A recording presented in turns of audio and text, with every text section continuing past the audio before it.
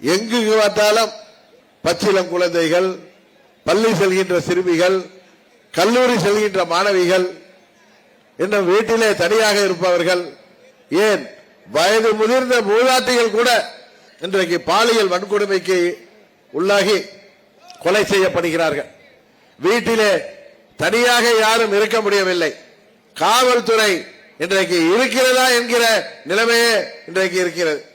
காவலர்களே கேவலம் கஞ்சா போன்ற போதை வசதிகளை விற்கின்ற சூழ்நிலை இந்த தீயவர்கள் ஆட்சியிலே தமிழ்நாட்டிலே விளங்கிக் கொண்டிருக்கின்றது.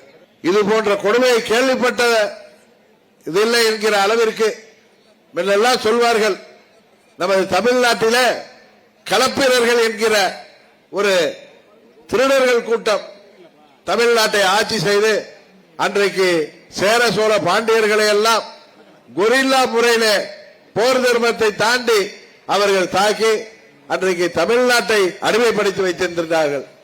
அந்த 300 ஆண்டுகள் தமிழ்நாட்டின் இருண்ட காலம் என்று வரலாற்றிலே அன்றைக்கு பதியப்பட்டிருக்கின்றது.